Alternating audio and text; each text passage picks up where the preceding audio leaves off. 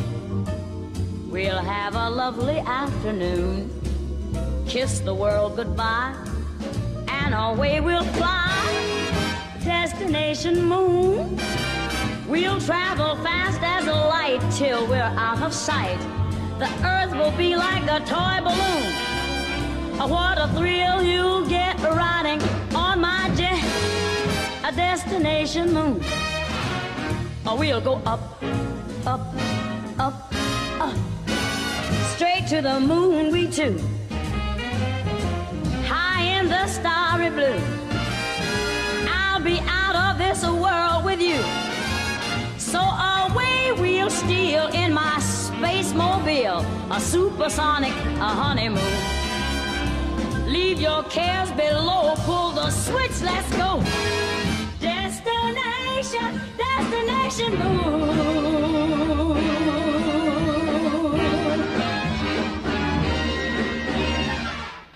Dr. von Braun, how would you say we stand in relation to the Russians, and do you think we can ever catch up?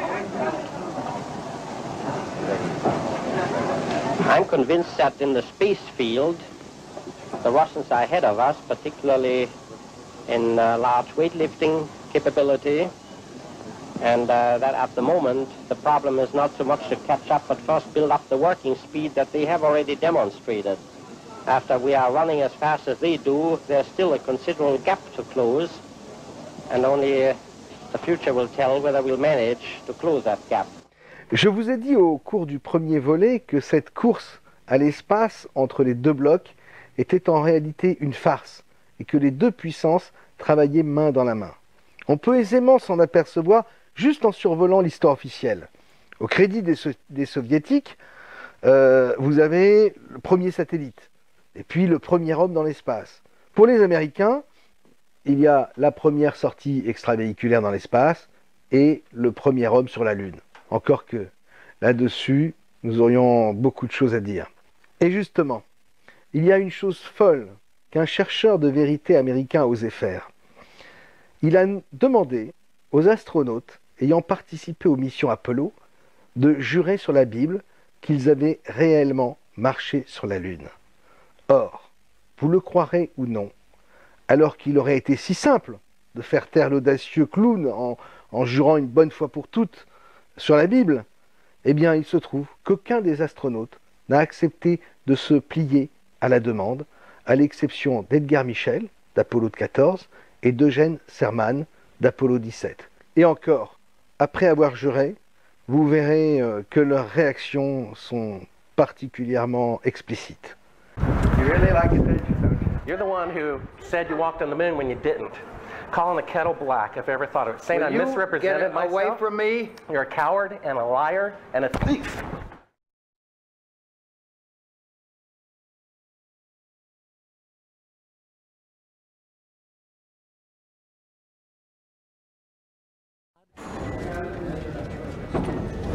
You want me to knock you in the head? Well, I want you to swear to God on the Bible that you walked on the moon. Okay. If you walked on the moon, we're given the opportunity to swear to God that you walked on the moon. I'm going to give you the opportunity to get the hell knocked out of you if you don't leave me alone. So why don't you just put the end to the record in the argument and put your hand on the Bible, swear to God you walked on the moon. Mr. Seibel, knowing you, that's probably a fake Bible. Well, you're talking to the wrong guy. Why don't you talk to the administrator at NASA? We're passengers. We're guys going on a flight. I don't hit people, but you're going to be on the deck unless you get... I'm heading out. I appreciate it. And get the hell out of my house.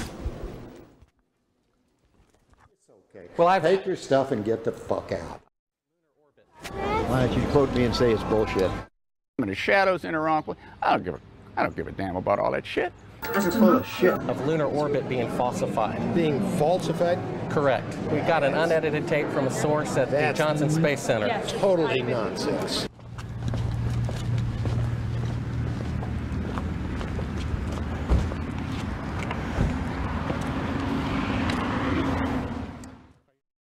Mr. Seibel, you do not deserve answers. If you show this publicly, you're open for a lawsuit. Okay? Si ici en France, jurer sur la Bible ne signifie pas grand-chose, Il en va autrement des États-Unis et du peuple américain, qui a l'esprit particulièrement religieux et qui est largement attaché à toutes ces considérations archaïques. Même s'il s'avère que les astronautes sont tous plus ou moins liés à des sociétés secrètes de type franc-maçonnerie, outre-Atlantique, les membres de ces sociétés n'en sont pas pour autant imprégnés d'un esprit laïque. Penser que religion et franc-maçonnerie sont deux choses diamétralement différentes et que tout oppose relève en réalité de la bêtise. Ces organisations travaillant toutes pour le même patron, à savoir celui qui est symbolisé par un œil tout en haut d'une pyramide, dans le pyramidion, séparé de la base.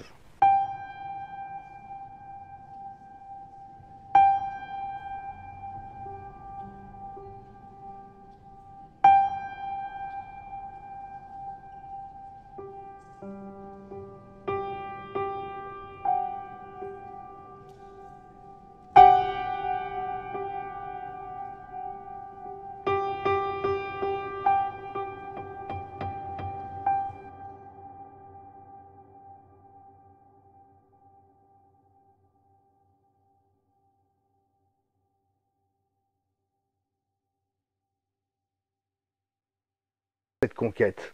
La Lune semble un territoire assez neutre finalement, mais tout de même avec une prédominance, un leadership américain. Les soviétiques enverront des sondes et des véhicules sur la Lune, mais pas des hommes, chacun se partageant le travail, les alunissages des uns venant compléter les cases vides des alunissages des autres. Pour Mars et Vénus, la stratégie est différente. Sur Mars, les Américains sont rodés, ils réussissent presque à tous les coups. Ce n'est pas du tout le cas des Soviétiques qui iront d'échec en échec, au point qu'on parlera même d'une véritable malédiction. C'est exactement le contraire d'ailleurs qui se passe pour Vénus, comme si Soviétiques et Américains s'étaient partagé le gâteau de la conquête spatiale. Il y a d'ailleurs un film hollywoodien qui montre particulièrement bien cette complicité entre Russes et Américains. C'est le film Space Cowboy. Votre concept est plus ancien que tous les systèmes de guidage existants. Il était en avance sur son époque en 69, mais cette technologie est maintenant dépassée. Aucun des ingénieurs actuels n'arrive même à parler ce langage et les plus anciens sont tous... Enfin... Ouais. Ben... En vérité, il n'avait pas été conçu pour cette durée de service. Il avait été conçu pour le Skylab. Mon seul conseil est de capturer ce satellite pour le ramener. Il est trop gros. Pour la navette spatiale, c'est quoi comme appareil? C'est un satellite de communication russe. Nom de Dieu, mais que fait mon système de guidage sur un satellite russe? Ce n'est pas notre principal sujet d'inquiétude. Beaucoup de personnes se sont manifestées après notre première émission pour me poser des questions sur les satellites. Et notamment les satellites GPS, si utiles dans notre quotidien. Mais avant d'en venir à ce sujet, il me faut vous raconter une petite histoire. Au XIXe siècle, avec l'électricité, se développe le télégraphe et le téléphone. C'est une communication filaire qui est évidemment très contraignante et qui nécessite de grandes infrastructures au sol. Au tout début du XXe siècle, l'humanité développe finalement les transmissions radio. Cette technologie va naître avec le siècle et la première expérience marquante en 1901 de Marconi, qui réalise la première transmission radio entre le Canada et l'Angleterre.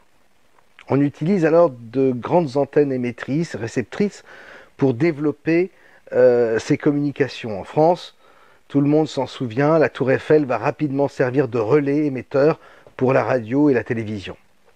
Mais l'un des premiers dispositifs les plus usités, c'est le ballon porte-antenne.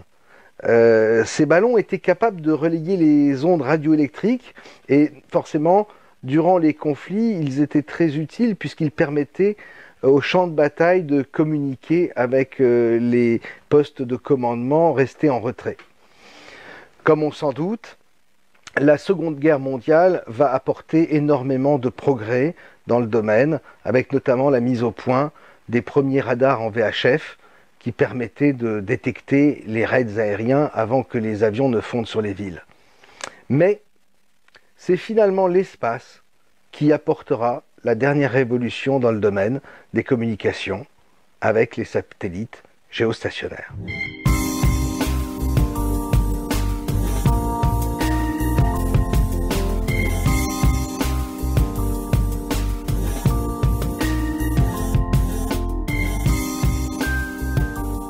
Toutes ces communications sont possibles grâce aux satellites géostationnaires. Placés sur un cercle situé à 36 000 km de la Terre, ces satellites tournent au même rythme que notre planète. Ils suivent son mouvement en restant toujours à la verticale d'un même point de l'équateur. Ils semblent donc parfaitement immobiles dans le ciel pour un observateur au sol. En réalité, ils se déplacent à plus de 3 km par seconde sans utiliser aucun carburant, car dans le vide spatial, ils conservent naturellement leur vitesse initiale. Sur l'orbite géostationnaire, Eutelsat exploite une flotte de satellites qui couvre les 2/3 de la planète. Il est amusant de savoir que ce concept des satellites géostationnaires, ce n'est pas un scientifique, comme on pourrait le penser, qui en est à l'origine, mais un auteur de science-fiction. Cet auteur publie, fin 1945, une nouvelle intitulée « Les relais extraterrestres » dans laquelle il imagine et décrit les lois fondamentales régissant le déploiement de satellites artificiels en orbite géostationnaire pour relayer des signaux radio. Les ingénieurs des télécommunications se serviront de ce modèle et réussiront à concrétiser cette nouvelle idée. Cet auteur, considéré comme le père du satellite de communication, vous le connaissez bien, c'est Arthur C. Clarke, l'auteur de 2001 l'Odyssée de l'espace, roman dont l'adaptation sera réalisée par Stanley Kubrick, un autre personnage génial dont nous avons déjà parlé précédemment et dont la rumeur rapporte qu'il aurait tourné en studio les séquences sur la Lune des missions Apollo. You've got 3 more steps and then a long one. Okay, I'm going to leave that 1 foot up there and both hands down about the 4th rung up. There you go. Okay, now I think I'll do the same. A little more. About another inch. There, you got it? That's a good step. À l'époque, il faut savoir que les télécommunications longue distance s'effectuent par ondes radio-hyperfréquences. Les câbles téléphoniques sous-marins, eux, ne permettent pas de transmettre les inflexions de la voix. Donc seuls les messages télégraphiques utilisant le Morse peuvent transiter par ces câbles. Quant aux communications longue distance par radio, comme la télévision qui apparaît à l'époque, il nécessite un réseau dense d'antennes relais pour permettre une couverture complète. Et ça interdit leur diffusion forcément au-delà des océans. De plus, ces transmissions sont tributaires des conditions météo et de l'état de l'ionosphère sur laquelle les ondes radio doivent se réfléchir. Notez bien ce petit détail d'ailleurs, car finalement, la télévision par satellite est tributaire aujourd'hui exactement du même aléa. Par mauvais temps, par temps orageux, plus aucun programme ne passe. Pas grande différence au final avec les transmissions radio-télévisées de l'époque. Or, qu'est-ce qu'on constate aujourd'hui? Le système des antennes relais est toujours plus performant, avec notamment la TNT, la télévision numérique terrestre, que l'on reçoit d'ailleurs par antenne râteau ou par parabole, selon la couverture du réseau. Et de l'autre côté, vous avez le réseau des câbles de son côté, notamment la fibre optique, permet au réseau Internet de faire transiter des programmes télé en toute sécurité. On se rend donc compte que dès les débuts, les télécommunications par satellite seront mis en concurrence avec le câble. Et même, on se rend compte que ça fait vraiment doublon. Alors on se dit, ok, sur Terre ça marche bien, on a des bonnes technologies. Maintenant, on veut communiquer avec un pays, typiquement les États-Unis, au-delà des océans. Quelles sont les technologies possibles? Celle qui vient à l'esprit, c'est généralement la radio ou les satellites. Et beaucoup de gens pensent que les télécommunications utilisent des satellites. Au risque de vous décevoir, les communications satellites, c'est quelques pourcents des communications. 95-97% des communications, des télécommunications, ça passe par des câbles.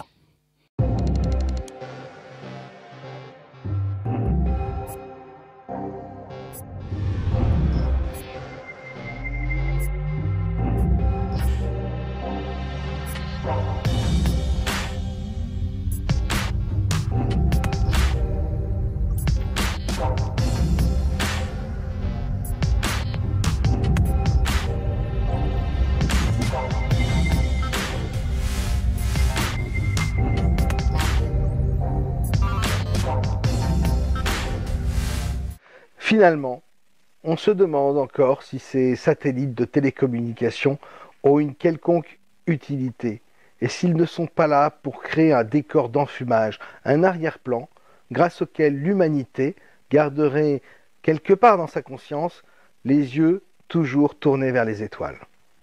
Quoi qu'il en soit, sur la base de la nouvelle d'Arthur C. Clarke et en pleine propagande pro-spatiale menée en parallèle par Walt Disney et Werner von Braun, des articles scientifiques et des études économiques sur la faisabilité des satellites vont alors voir le jour, rédigés par des ingénieurs pionniers dans le développement des communications.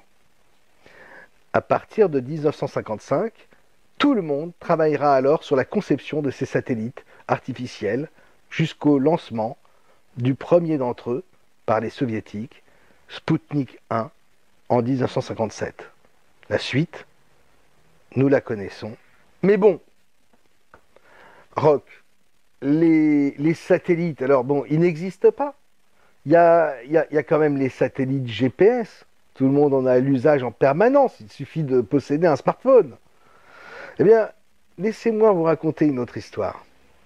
Durant la Seconde Guerre mondiale, les Alliés qui devaient traverser l'Atlantique étaient face à un problème. S'ils parvenaient à communiquer avec les vaisseaux, ils ne pouvaient pas les situer très précisément, ce qui était une réelle contrainte pour eux. On imagine qu'il était important de savoir à l'époque, en plein conflit, où se trouvait tel ou tel bâtiment, pour pouvoir en informer les autres. Et puis surtout pour les informer du temps restant avant que n'arrive tel ou tel renfort. Tout cela était une affaire de logistique. C'est pour résoudre ce problème que fut alors inventé le système LORAN en 1940.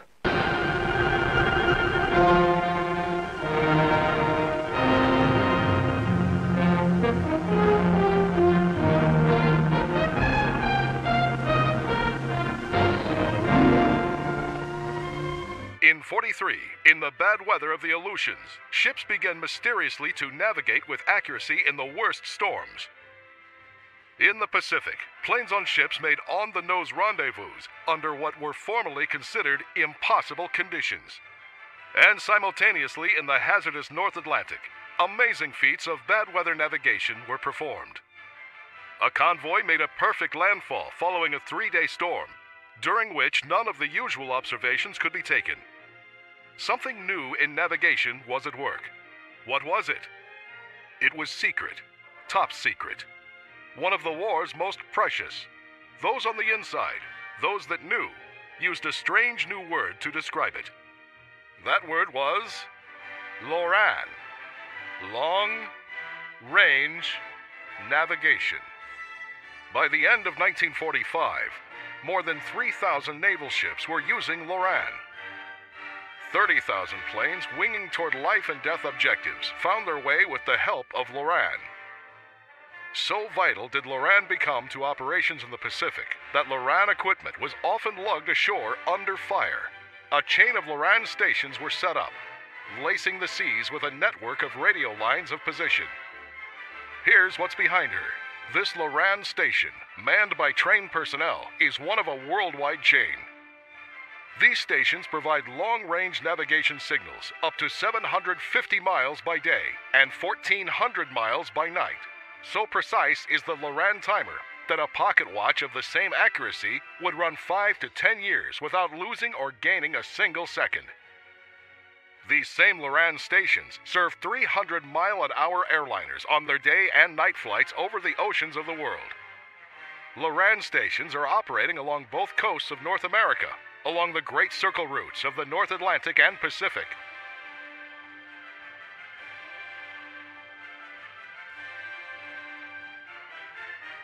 Accurate, efficient, reliable. Working day and night. Ce système est le jumeau, en fait, le jumeau parfait du GPS. Et il est toujours en service aujourd'hui. On raconte qu'il nécessite des infrastructures très lourdes, avec des pylônes de 300 mètres, etc. Mais pensez-vous sérieusement que ce qui était valable en 1945 l'est toujours aujourd'hui? Personnellement, je ne doute pas que ce système ait évolué et que les antennes se soient grandement miniaturisées depuis. Ce qu'il faut bien comprendre, c'est qu'il existe de nombreux moyens d'obtenir une géolocalisation par différents systèmes qui sont fonctionnels aujourd'hui encore. Le LORAN en est un exemple, un parmi tant d'autres. Quoi qu'il en soit, d'un simple point de vue technique, ce que l'on peut constater, c'est que les systèmes hyperboliques terrestres existent toujours, malgré les contraintes prétendues. Et donc c'est forcément à se demander pourquoi, puisque aujourd'hui nous avons le GPS par satellite et qui remplit exactement les mêmes fonctions. À noter que lorsque vous vous rendez sur les sites web de type Flight Radar 24, spécialisés dans le traçage en direct de tous les avions en vol, eh bien, il se trouve que les avions qui font de longues traversées océaniques disparaissent complètement des radars durant leur traversée. Et forcément, on peut regretter qu'ils ne soient pas encore reliés au système GPS. À moins que les satellites GPS, qu'on n'a jamais vus en vol, finalement, en dehors de ces quelques images 3D que nous proposent certains sites de la NASA, qu'on n'a jamais vu donc en vol dans l'espace, n'ait en réalité jamais existé. Et c'est là toute la question qui se pose. The GPS project was developed in 1973 to overcome the limitations of previous navigation systems, integrating ideas from several predecessors, including a number of classified engineering design studies from the 1960s. GPS was created and realized by the US Department of Defense and was originally run with 24 satellites. It became fully operational in 1995. Bradford Parkinson, Roger L. Easton and Ivan A. Getting are credited with inventing it.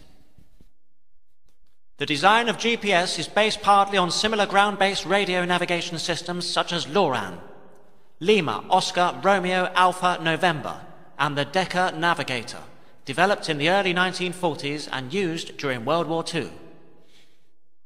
LORAN, Lima, Oscar, Romeo, Alpha, November, long-range navigation is a terrestrial radio navigation system which enables ships and aircraft to determine their position and speed from low-frequency radio signals transmitted by fixed, land-based radio beacons using a receiver unit.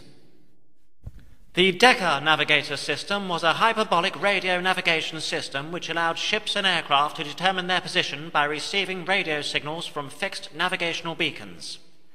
The system used low frequencies from 70 to 129 kilohertz. It was first developed by the Royal Navy during World War II, when the Allied forces needed a system which could be used to achieve accurate landings. I spent 9 years' service in Her Majesty's Royal Air Force, and I was trained at the Defence Intelligence Security Centre at Royal Air Force Chicksands, Bedford. After my training, it became patently clear that communication using triangulation with ground-based radar systems, which have been repackaged and resold as GPS. Toujours est-il que des chercheurs de vérité ont analysé avec des petits programmes le code source du système GPS lors de sa mise en fonction, car ils s'étonnaient de voir que les satellites étaient immédiatement captés par défaut avant même que la connexion GPS soit opérationnelle. Et alors, figurez-vous qu'ils ont découvert que le code source du système GPS portait la même signature, la même empreinte de triangulation que le système LORAN. La place ici aussi est plus que permise pour le doute. Bon, ok, le GPS Bon, on ne peut pas être sûr. Ok. Mais il y a les satellites météo quand même, Roch. Les satellites météo, là, ça c'est du lourd, ça existe. On voit tous les jours des images satellites à la télé pendant le bulletin météo. On ne peut pas remettre ces images en question. Et puis, on ne peut pas remettre en question tous ces nuages qui bougent. Ceux-là, ils bougent. À la différence des images qu'on a vues de la Terre en rotation sur 24 heures. Oui, sauf que, pensez-y une seconde. Il y a des milliers de stations météo au sol qui font 24 sur 24 des relevés. Il y a 554 stations météo en France métropole, c'est-à-dire une toutes les 30 km. Cette fois encore, les satellites sont totalement inutiles. Ils viennent en doublon d'un système terrestre tout à fait opérationnel et en plus particulièrement onéreux. L'autre question qu'on a envie de se poser, c'est pourquoi toutes ces stations, avec tout ce personnel que ça représente, puisqu'il y a des satellites? À quoi ça sert tout ça? Les variables que mesurent ces stations sont la température, la pression, la vitesse et la direction du vent, l'hygrométrie, le point de rosée, la pluviométrie, la hauteur, le type de nuage, le type et l'intensité des précipitations, ainsi que la visibilité. Ces variations sont mesurées en permanence. Vous avez, on va vous la montrer sur l'écran, la carte de toutes les stations météo pour la France. Et toutes ces stations sont connectées en réseau. À partir de là, songez qu'il suffit de rentrer toutes ces données dans un ordinateur pour avoir une vue graphique des données du ciel à la seconde. Maintenant, si l'ordinateur est capable de reconstituer ces données en images recomposées, vous aurez exactement la situation du ciel en temps réel. Inversez cette carte vue de dessous et placez la carte de la Terre ou une planisphère 3D. Faites défiler plusieurs images et vous aurez l'animation satellite 3D de votre bulletin météo. Vous ne me croyez pas? Alors, vous croirez peut-être Météo France, qui vous dira la même chose sur son site officiel. Car rien n'est caché. Tout est montré au grand jour. C'est la loi de ce monde d'illusions. On dit aussi que les satellites pourraient détecter les tsunamis très rapidement pour en informer les populations. Bon. Mais la question que je pose, c'est pourquoi placer dans ce cas, dans certaines zones de l'océan, des bouées, à l'instar de balises sismiques, chargées de mesurer les fluctuations des vagues? Si les satellites peuvent en faire autant, et même mieux, c'est la question que je pose. À quoi servent donc ces balises? Ou alors, différemment posé, à quoi servent donc ces satellites? Regardez maintenant les images du tsunami de 2004 vues par satellite. Et dites-moi si cela ressemble réellement à des films, à des images ou à des dessins animés. Le 26 décembre 2004, à la suite d'un tremblement de terre sous-marin, l'Asie du Sud-Est a été frappée par un tsunami d'une rare puissance. Des côtes indiennes à l'Indonésie, l'eau dévastatrice a envahi les terres sur plusieurs kilomètres. Au moment de la catastrophe, les images satellites ont été précieuses pour cartographier les zones dévastées, évaluer les dommages et aider au déploiement des équipes de secours. Les scientifiques ont également utilisé l'imagerie spatiale pour modéliser l'effet d'un tel séisme et comprendre la propagation de l'onde de choc et son intensité. En pleine mer, l'anomalie de surface mesurait 50 cm de haut sur plusieurs dizaines de kilomètres de large. Mais à l'approche des hauts fonds côtiers, ce sont des vagues de plusieurs mètres qui ont déferlé sur les rivages. Ce type de modélisation, applicable à toutes les zones sismiques du monde, permettra de déterminer les zones côtières à risque et d'adapter leur aménagement en conséquence. Une autre question que j'ai envie de vous poser, c'est pourquoi tous les centres météo du monde centralisant les images satellites sont-ils sous surveillance et considérés comme des zones sensibles? Pourquoi sont-ils si étroitement liés aux militaires, avec des salles strictement interdites aux visiteurs? Évidemment, en temps de crise, en temps de guerre, le climat, je comprends, est une donnée sensible et importante. Mais ce caractère scientifique et militaire laisse la porte ouverte à toutes sortes de questions. Alors, les satellites imaginés par Arthur C. Clarke existent-ils vraiment? On en voit dans le ciel la nuit qui passe. Certes, mais peu en proportion de ceux qui sont censés être dans l'espace. Et puis, sont-ils seulement indispensables? Tout cela ne constitue-t-il pas une sorte d'enfumage, de voile d'illusion qui s'agite parfois pour attirer notre attention vers les étoiles? En avion, en mer, en train et partout où les réseaux terrestres sont absents ou faiblement déployés, le satellite assure ainsi une connexion à l'Internet et à tous les réseaux de communication numérique.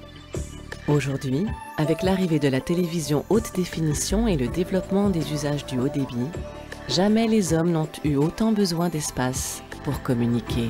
Eh bien, pas seulement, malheureusement. Car en fait, le marché des satellites est considérable. L'argent prélevé sur le budget des États à travers le monde, et donc par les impôts payés par le peuple, permet d'alimenter un marché parallèle où viennent disparaître des sommes faramineuses. Tout cela est couvert par les contrats d'achat, peut-être, sans doute, probablement, totalement fictifs, de satellites imaginaires. Cette arnaque rapporte des milliards aux prestidigitateurs qui, dans les coulisses, tirent les ficelles de ce spectacle d'illusion. C'est ainsi que l'argent disparaît pour réapparaître ailleurs. Mais tout n'est-il pas finalement de l'ordre du rêve? Est-ce que c'est un secteur très concurrentiel ou est-ce que ce sont toujours les mêmes? Il est très concurrentiel dans le sens où il y a 2, 3, 4 grands groupes qui occupent tout le terrain, ne serait-ce qu'en France, entre Thales, maintenant Airbus et avant EADS, il y a vraiment toute une chaîne et qui... ce sont 2 grands groupes qui accaparent les grands contrats qui sont les contrats européens à travers l'Agence spatiale européenne, les contrats de la Commission européenne. Et puis, en dehors de l'Europe? Quelques appels d'offres internationaux, mais c'est marginal. Donc européens, américains? Il y a beaucoup... Alors, pour ce qui est américain, ils ont un peu leur... C'est très continental, le marché des traitements d'images satellites. C'est très, très continental. On peut dire qu'il y a peut-être quelque chose, une petite exception, c'est sur tout ce qui concerne la météorologie, où il y a une obligation de coordonner, parce que, comme vous le savez, les nuages ne s'arrêtent pas aux frontières. Ouais. Et donc, en fait, il y a une vraie coordination et un monde de la météorologie qui est un monde un petit peu à part. Alors, Serge Resiano, vous nous avez fourni une image du monde où on voit en effet ce trou noir sur l'Afrique subsaharienne. Donc, expliquez-nous pourquoi, en images satellites civiles, il y a ce trou noir sur l'Afrique subsaharienne. En fait, comme vous pouvez le voir sur les images, les antennes de réception sont des infrastructures lourdes, sont des antennes qui doivent suivre le satellite dans son évolution. Et au minimum, par exemple, il y a eu dernièrement l'AGEOS au Gabon qui a, ne serait-ce que l'antenne, fait 2 millions d'euros pour vous donner un ordre d'idée. Donc toute l'infrastructure pour le faire. Donc c'est quelque chose de cher. Et cet effort-là, il n'y a pas eu de décision. Il y a bien des tentatives actuellement d'essayer de monter une agence spatiale africaine, que j'encourage vraiment de tous mes voeux.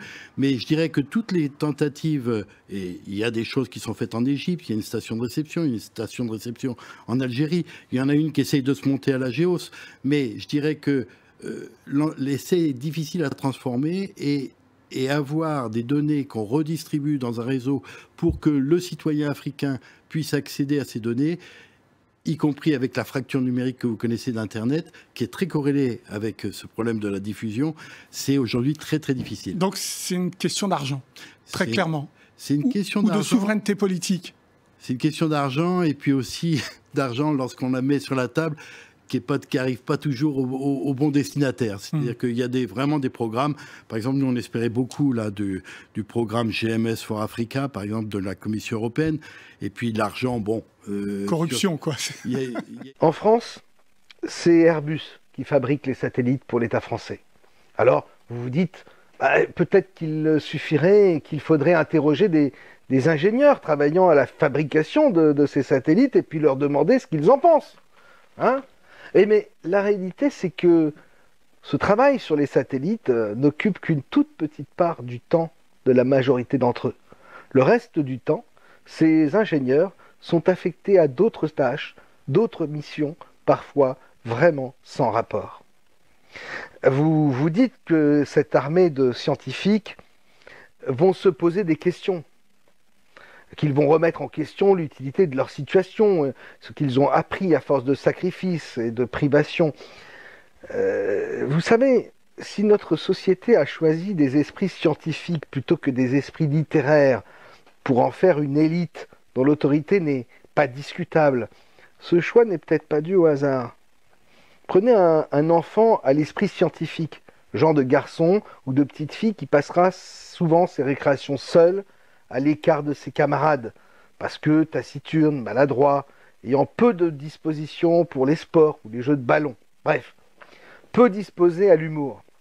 Eh bien, cela perdure pour eux durant toute la scolarité, jusqu'aux grandes études.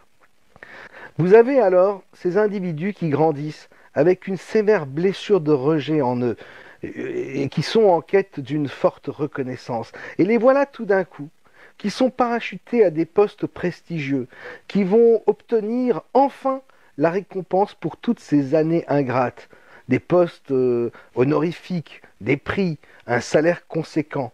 Et vous pensez sérieusement que ces esprits en quête de reconnaissance vont se poser de réelles questions? Pour la majorité d'entre eux, et le plus sincèrement du monde, ces esprits vont au contraire défendre tout ce qu'ils ont appris.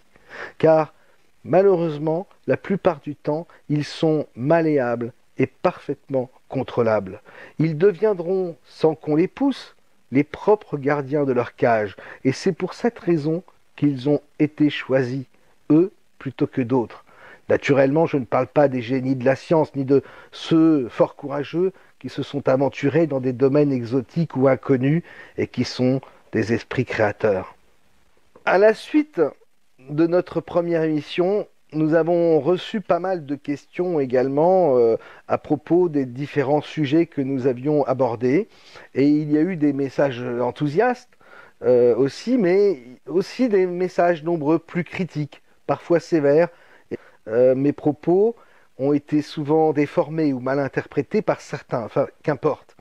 Certains fanatiques de la science, défenseurs du dogme, se sont passés le mot, portés par leurs croyances qu'ils voyaient attaquer et qu'ils se devaient de défendre. D'une part, ils n'ont pas compris et sont totalement passés à côté de ma démarche, plus existentielle que scientifique, plus métaphysique que physique. D'autre part, en se comportant de cette façon presque épidermique, hystérique, ils ont montré qu'ils étaient en réalité ce que j'appelle des anticorps de la matrice. Quoi qu'il en soit, beaucoup de questions ont porté sur l'ISS. Beaucoup de personnes ont encore beaucoup de mal à imaginer que la NASA, mais pas seulement la NASA, toutes les agences spatiales, chacune à son niveau, aient pu fomenter un tel spectacle au nez et à la barbe des populations. Mais avant d'en venir à l'ISS, je voudrais faire un petit voyage avec vous, un petit voyage dans le passé.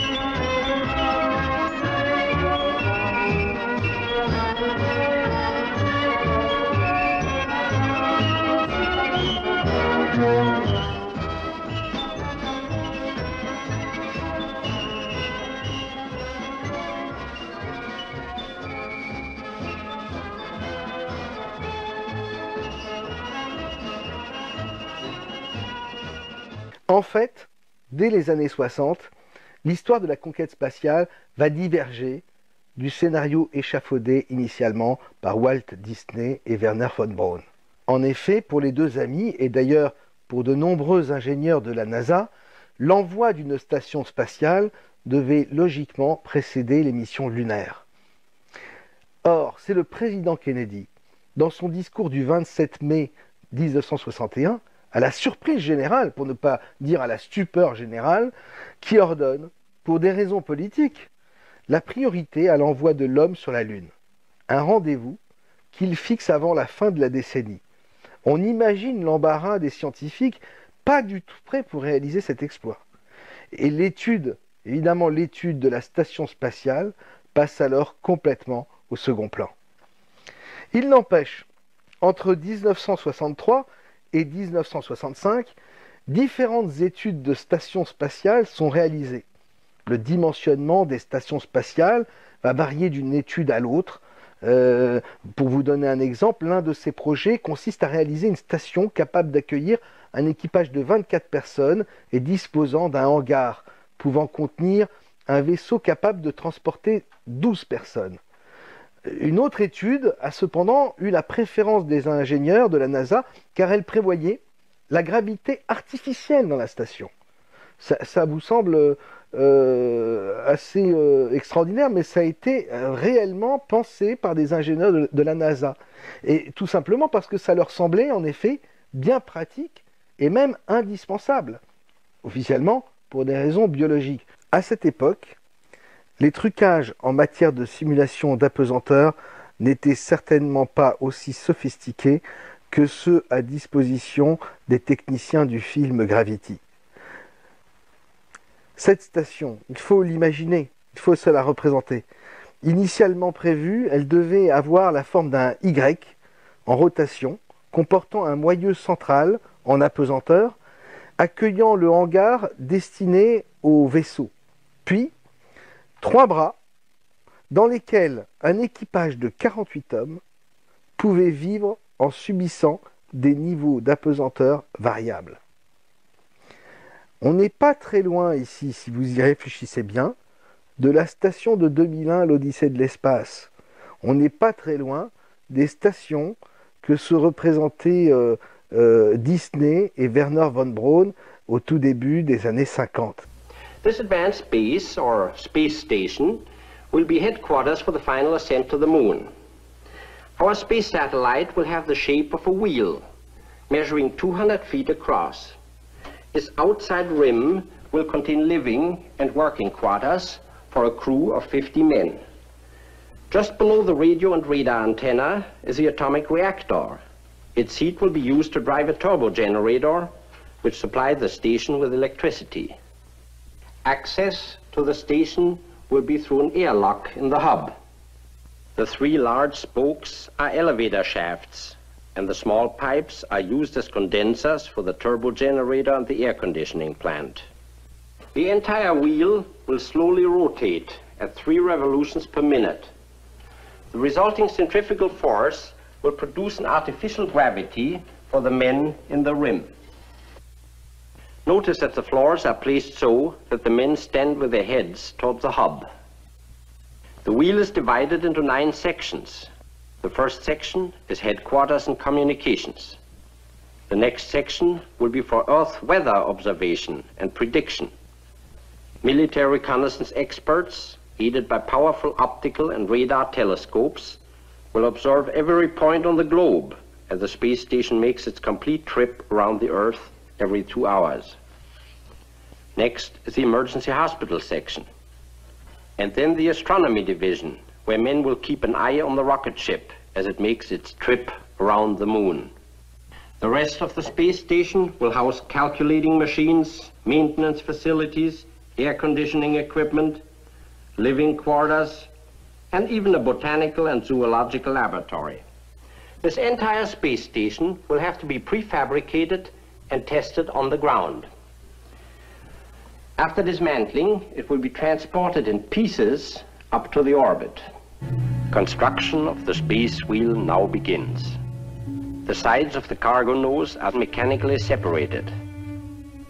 Built-in tanks of compressed air inflate this large plastic inner section of the hub.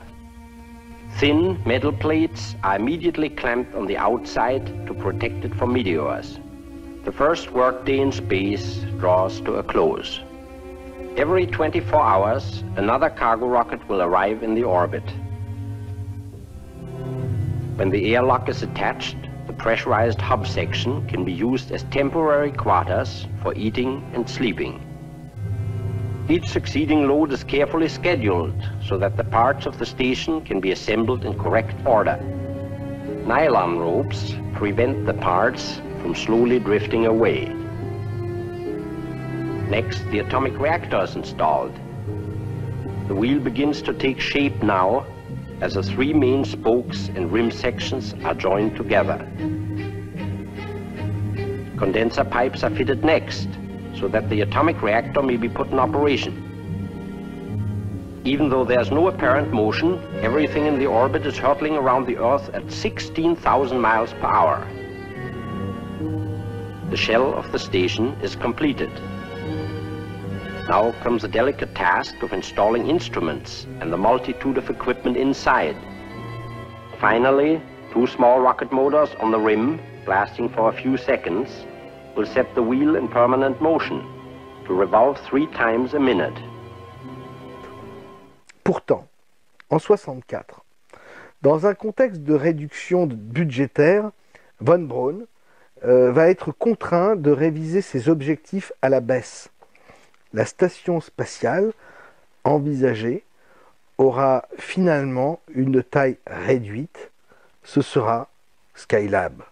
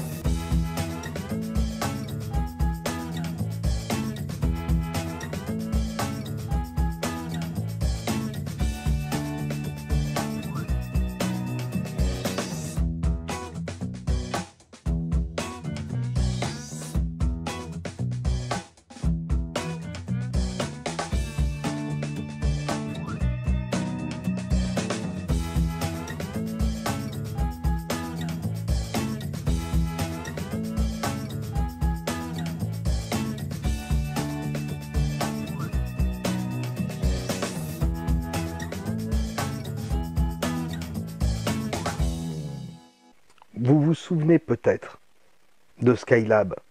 Skylab, le laboratoire du ciel. La première station spatiale sera finalement lancée par la NASA en 1973, dans la continuité du programme Apollo. On pourrait dire, sans être très loin de la réalité, que la structure de Skylab, c'est essentiellement de la récup. Pour vous donner une idée, le module principal a été aménagé à partir du 3e étage de la fusée lunaire géante Saturne V. Là encore, on est dans l'inconnu. Cette station qu'on envoie dans l'espace, c'est une première, pour ne pas dire de l'improvisation. Enfin, je ne pense pas, mais en tout cas, dès le lancement, la station va perdre une partie de son revêtement thermique et un de ses panneaux solaires. Et pourtant, Skylab est viable.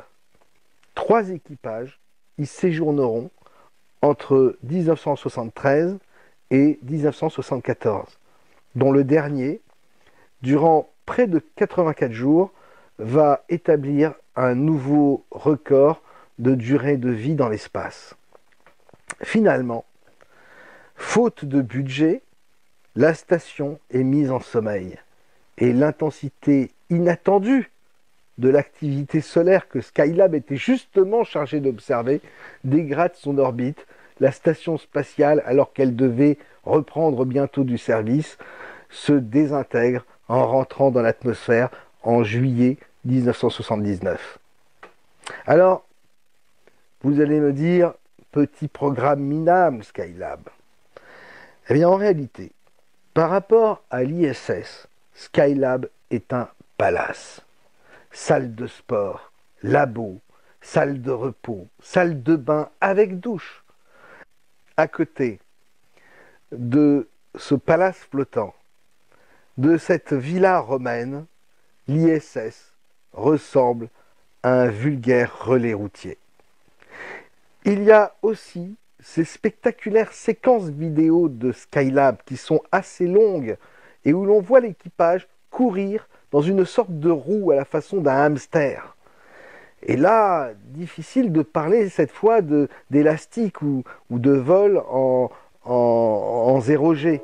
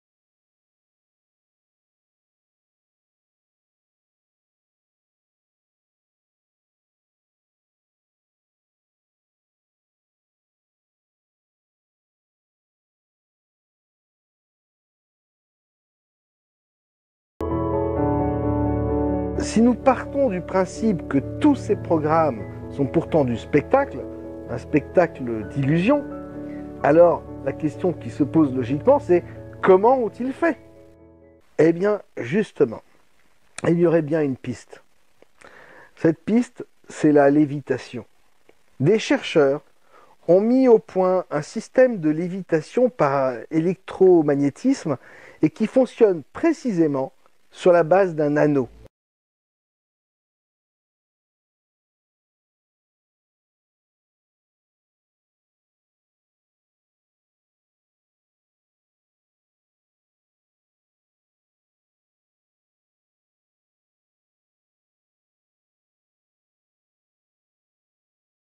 Can you imagine a kinetic work of art that becomes the center of attention in any room or office in your home?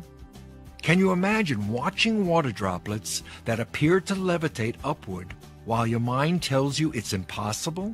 Can you imagine placing a glass under the water and watching the water fill the glass? But at the same time, the droplets appear to levitate out of the glass. Your mind tells you it's impossible.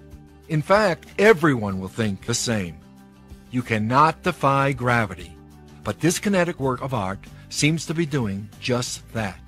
With levitating waters, not only can you control the levitation and speed of the water droplets, you can also suspend them in midair, or create a mesmerizing effect of droplets flowing slowly downward, barely moving. Or if you prefer, switch to demo mode and let levitating waters entertain you. It is unbelievable. Faut-il s'étonner si la NASA s'est curieusement rapprochée de ses chercheurs universitaires et qu'on n'ait plus jamais entendu parler de cette possibilité de faire léviter des corps? La NASA, c'est la question que je vous pose, avait-elle déjà la connaissance de cette technologie il y a une trentaine d'années? A-t-elle placé ses chercheurs sous contrat pour mieux enterrer leur découverte? Put me down upon my knees. Oh.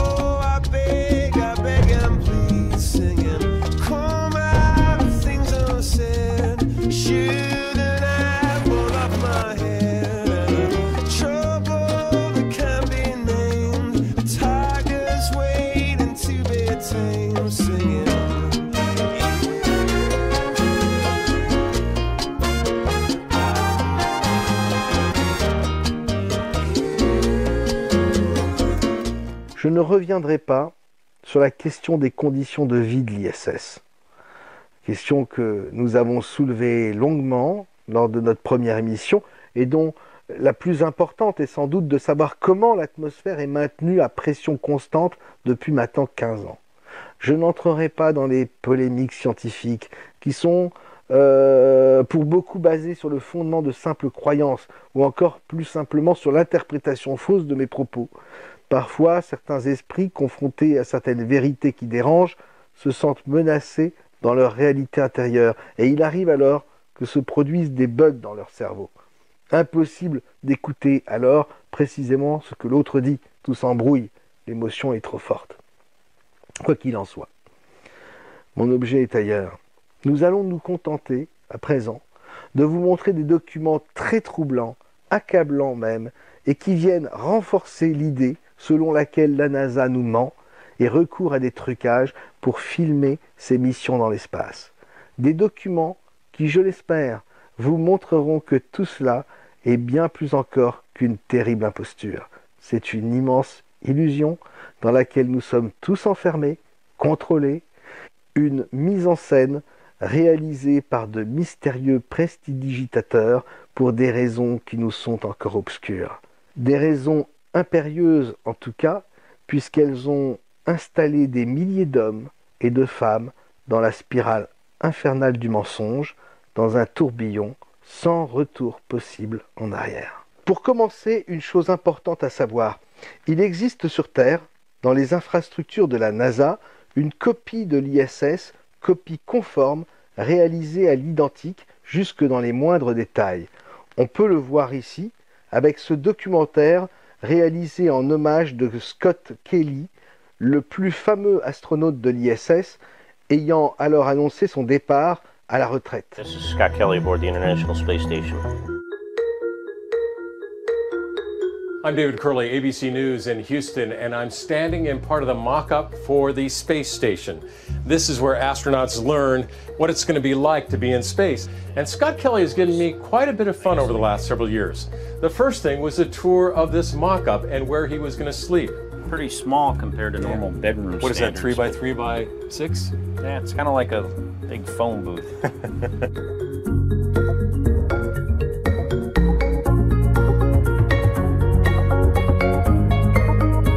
And a little story of what happened here in Houston. Kelly and I were walking by some of these mock-ups here in Houston, and somebody said you can't get into the Soyuz. Well, Commander Kelly asked me if I wanted to get in. How do you pass that up? This is like a sardine can. Yeah. And sitting in here. Oh my gosh. Oh, you really have to bend your knees. I mean, this for is 4 hours is not uncomfortable. It's incredibly painful.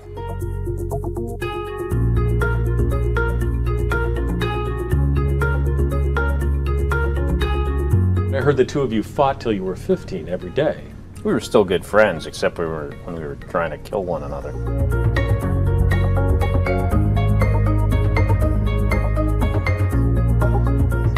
You get the easy part of this. The really easy part. But I get the fun part. At least for a while. Officiellement, pour justifier un tel souci du détail, la NASA prétend que cette copie a été réalisée pour habituer les futurs astronautes à leur habitacle spatial. En réalité, ce décor aurait finalement très bien pu servir de studio pour certaines des séquences découvertes par les chercheurs de vérité. Je pense notamment à cette vidéo extraordinaire de l'interview de Scott Kelly et accompagné d'un de ses collègues.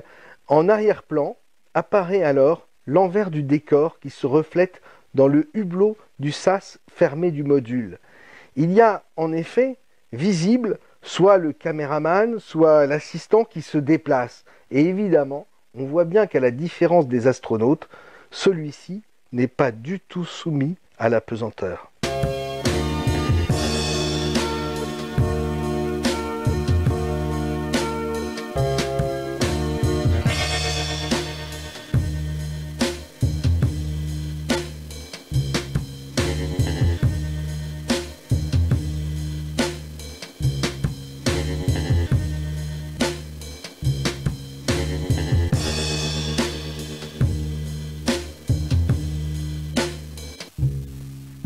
Dans cette séquence, l'apesanteur est simulée.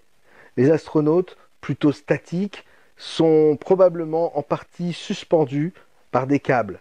Vous verrez d'ailleurs comment celui de gauche essaie maladroitement de cacher la marque du harnais qu'il porte sous son t-shirt avec son bras.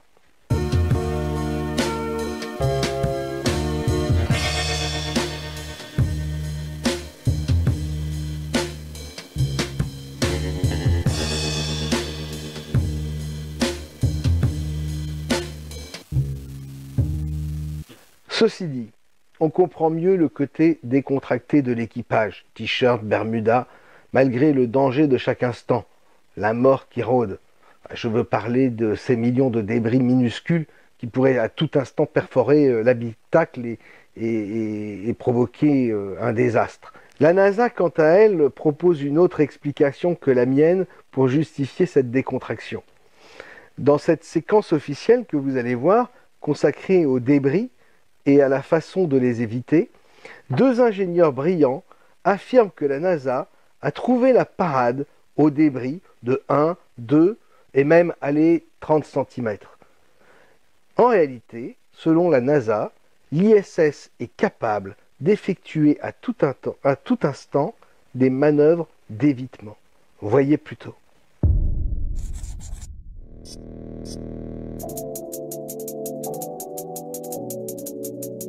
Hi, I am Dr. J.C. Liu, the NASA Chief Scientist for Orbital Debris at the Johnson Space Center.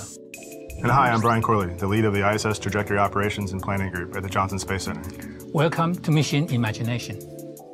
How did you get into this line of work? I came to Johnson Space Center as a postdoc research fellow more than 20 years ago. From a very young age, I used to love math and science. I also enjoyed building things and, more importantly, taking them apart to understand how they work. My initial research focused on the dynamics of asteroids, comets, and meteoroids in the solar system. Ultimately, I achieved an aerospace engineering degree and figured what better place to put that into practice than here at Johnson Space Center, where we send people into outer space. What is orbital debris? The term orbital debris is used to describe any human-made object in Earth orbit that does not serve any useful purpose. Typical examples of orbital debris include spent rocket bodies, retired spacecraft, and breakup fragments generated from explosions or collisions of rocket bodies or spacecraft. Why do we care about orbital debris? There are two reasons. First, the increasing number of orbital debris in the near-Earth space environment, and second, the high impact speed in space. This aluminum block is about ½ an inch thick, and this penetration damage was caused by this tiny object here. Its diameter is only 1/8 of an inch. The impact speed that caused this damage was 7 kilometers per second, which is actually lower than the average orbital debris impact speed at the International Space Station altitude. How is the crew protected from orbital debris? The space station has shielding to protect it from small particles about the size of the end of your fingertip, or 1 centimeter. For larger particles about the size of your fist, 10 centimeters, we can track those from the ground. If they pose a risk to the space station, we actually move it out of the way. If the space station were to be penetrated by orbital debris, the crew is trained and has procedures to detect the leak and patch it to save the ISS. How do avoidance maneuvers work on the International Space Station? The first step in protection is tracking the debris. The Air Force uses radars to track the 23,000 objects in space that are larger than your fist, and they notify us if something comes within a certain volume of the ISS. This is a highly choreographed process which involves mission control in both Houston and Moscow, since the engines to perform the maneuver are Russian-controlled. Under typical circumstances, we have a couple days to evaluate the risk and plan the maneuver, but it can be performed in as little as 3 hours. If the risk is higher than 1 in 10,000 and a maneuver cannot be performed, the crew will enter their respective return vehicles ready to perform an emergency undock should a collision occur. How do we manage the orbital debris problem to better protect future space missions? The most important step to manage the orbital debris problem is to limit the generation of new debris in the future. There are existing policies and guidelines at NASA and at the international level to limit the generation of new debris. Orbital debris is a very difficult problem. It will require a good international effort to mitigate the orbital debris problem to better protect future space missions. Now it's time for you to put science, technology, engineering, and mathematics to work, something we do at NASA every day. Good luck on challenge number 4. Inspire, explore, engage, mission imagination. Ainsi, au moindre débris repéré, il ne précise pas repérer comment, hein, à l'œil nu ou au radar, ça on ne sait pas trop. Mais enfin, je ne vois pas comment les radars pourraient repérer des débris de la taille d'un ongle. Et puis, à l'œil nu, je n'ai pas entendu dire qu'il y avait un poste de vigie dans le module au sommet de l'ISS, avec longue vue pour s'assurer de la nature de la menace. J'imagine, à l'autre bout de l'ISS, dans un petit réduit, un membre d'équipage derrière un pupitre de commande, tout dégoulinant de transpiration et prêt à enclencher la fameuse manœuvre d'évitement à la moindre alerte. Façon, y a-t-il un pilote dans l'avion?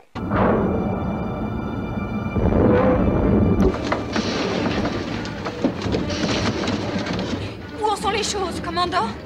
You can see an amazing model. Gee, why would you build the International Space Station out of a bunch of long, thin segments that can easily break at the joints? So there's their fairly realistic view of the rest of the International Space Station. The International Space Station was made piecemeal. They started off with one section and then they added another section. It consists of a bunch of tubular sections which are joined together. It's an ad hoc design. Here are a few scenes from the tour of the International Space Station that they take you on. And I noticed that there's no airlock between sections. This means if there's an air leak in one section, they will be affected in all sections. They're quite likely to all die. You could wear the spacesuit, that would work for a few hours until you had to eat, and then you'd have to take the spacesuit off and you'd be exposed to the vacuum of space and you'd be dead. The porous plate sublimator only lasts for a few hours anyway. Or sometimes they're tethered. Do they have tether points on the inside of the International Space Station? Not likely. They don't really design it with life in mind. You could argue that they all scramble into the Soyuz and try and get back to Earth in the event of an air leak. Well, that would be very odd. They would have to completely change and recalculate all of the re-entry parameters if you're going to cram all 11 people or however many people they have on there. They have many people on the station at the same time. You also couldn't cram that many people, all 10 or 11 of them, into the one Soyuz at the same time. They only ever have one emergency Soyuz escape capsule. You couldn't cram them all in. It's very odd that they're up there in this life-threatening situation where an air leak could happen at any time and they could all die, and there's not even enough lifeboats for them to make it back to Earth. Having no airlock in between sections is very odd. The more sections they add to the International Space Station, the more dangerous it becomes, and yet they don't care. They just add as many as they like. Yippity-doo-dah, yee-hoo! Let's all die in space! It will be just like that Sandra Bullock movie, Gravity, only the dying will be real. Lots of things could go wrong. They're on the edge of death every second, yet they act like giddy children with gay abandon.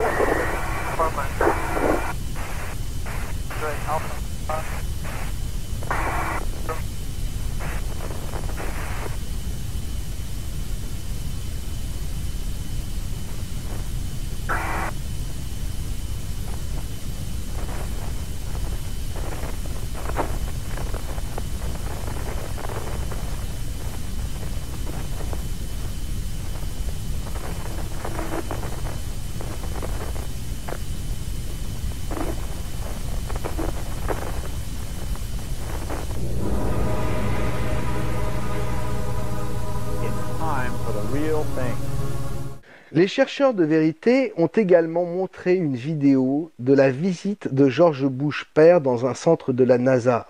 Or, en arrière-plan, le caméraman a filmé une scène que nous n'aurions peut-être pas dû voir. L'astronaute Tim Peake, astronaute anglais, en train de tourner une séquence devant une sorte de fond vert version high-tech et avec des morceaux de décor en réel sur le côté qui correspondent exactement au décor de l'ISS. En poussant les recherches, les chercheurs de vérité ont retrouvé une séquence au cours de laquelle l'astronaute censé être à bord de l'ISS fait à peu près la même démonstration. Je vous laisse découvrir et redécouvrir ce document incroyable qui a fait le buzz sur la toile. Nice to meet you. Good, how are you? Pleasure to meet you, sir. Welcome to MCC. Thank you. Awesome. That's a close-up cupola when you the windows in there.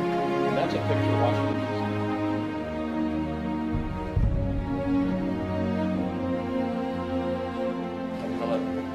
Been here once before. Hello. Been here once before.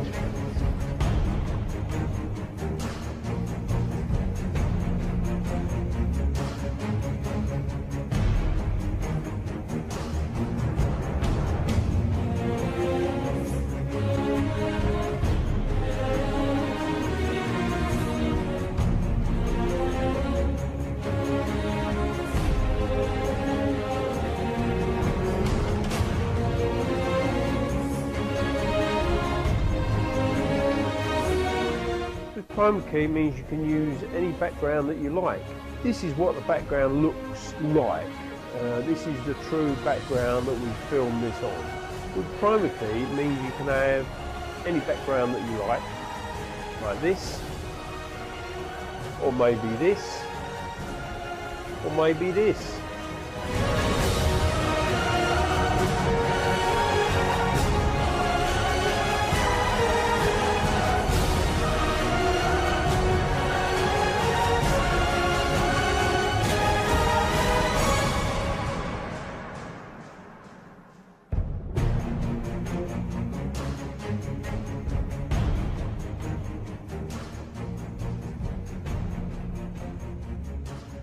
Il me semble aussi important de revenir sur les sorties extravéhiculaires.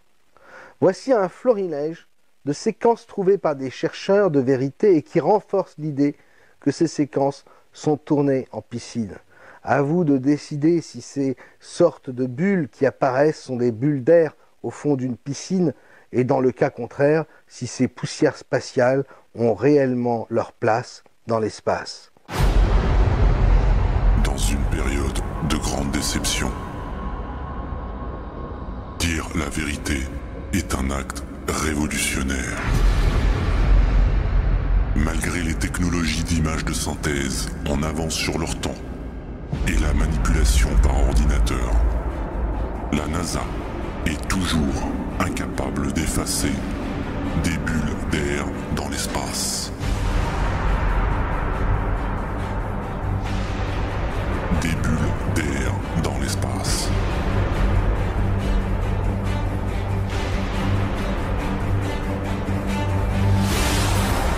Cet été, soyez prêts pour l'incroyable révélation que seules quelques personnes attentives et éveillées peuvent percevoir. Des bulles d'air dans l'espace.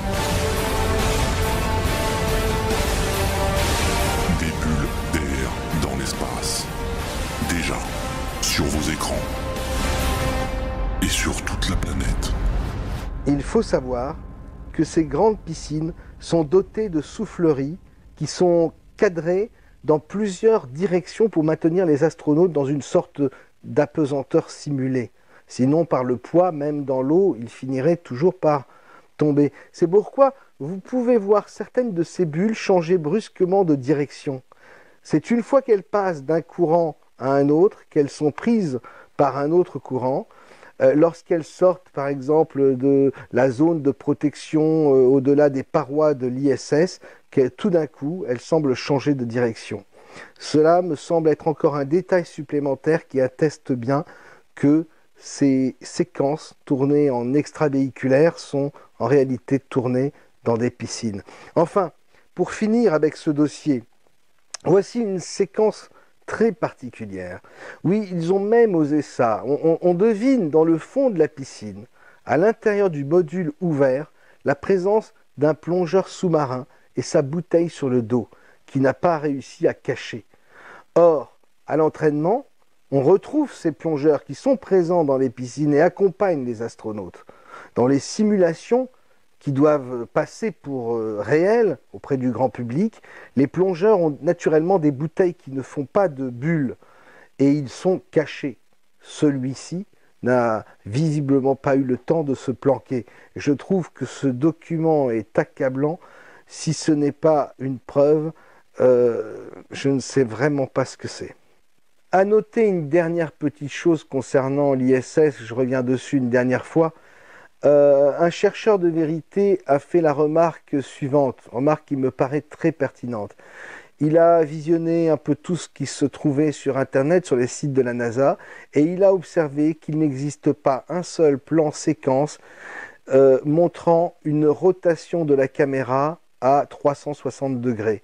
Et pour cause, il en a déduit, et je pense que ça semble assez logique, que si la caméra avait fait ce tour complet sur elle-même, le public aurait tout simplement observé les techniciens, tous les réalisateurs, les assistants, les projecteurs qui se trouvent dans l'envers du décor. Enfin, nous allons revenir sur les vidéos Apollo. Les chercheurs de vérité ont trouvé énormément de problèmes concernant ces documents. Et il y en a notamment une anomalie qui, moi, m'amuse particulièrement. Bon, à ce stade, je ne sais pas, je ne peux pas confirmer l'authenticité de cette séquence, de ces séquences que vous allez voir, car elles peuvent avoir été post-synchronisées en studio pour finalement des raisons de vulgarisation. Toujours est-il qu'on entend parfaitement les bruits des astronautes sur la Lune. Or, chacun sait, parce qu'on l'apprend à l'école, que dans le vide, les sons ne peuvent en aucun cas se propager. You see, the vibration of my voice box makes the air vibrate between us. Then when the air vibrates your eardrum, you hear what I'm saying. But maybe you've seen a demonstration of a bell under a glass jar. With normal air inside the jar, you could hear the bell clearly. But when the vacuum pump drew the air out of the jar, there was nothing inside to carry the vibrations of the bell. Nothing until the air was let back into the jar. They can't seem to get your photo numbers. And this is core tube number 2. Okay, I can almost drive it without a hammer. But if you hand it to me, I'll get it in a second. I'm going to take a couple more shots of this before we leave. Get all in, I get the pictures. Alright? Drive in real easy, Houston. And this leads us to the dilemma of our final segment. All modern astronauts, such as Piers Sellers and Mike Massimino, claim to hear absolutely nothing when they're out on the International Space Station in the vacuum, banging away with metal tools and objects, whereas during the Apollo missions, all kinds of sounds have been recorded that should not be possible if they are on the moon in the vacuum of space. Tout cela n'était-il finalement qu'un spectacle, une illusion? Que ce soit les agences spatiales, les centres météo, les communications, on se rend compte que toutes ces données sont invariablement entre les mains des militaires, qui nous donnent la vision du monde qu'ils souhaitent. If the world of 1916 was complex, or the world of 1945 was complex, the world of 2016 is intensely complex. And I can tell you that from personal experience, and I know there's many others who can tell you that as well. And you will graduate and be in that world, and you're going to be leading the soldiers and the sailors, the airmen and the Marines in that world. You'll be dealing with terrorists, you'll be dealing with hybrid armies, you'll be dealing with little green men, you're going to be dealing with tribes, you'll be dealing with national leaders and local leaders, you'll be dealing with politics and economics and you'll be dealing with direct fire and indirect fire, and you're going to be dealing with it all, and it's all going to be dealt with simultaneously. And for that, you're going to have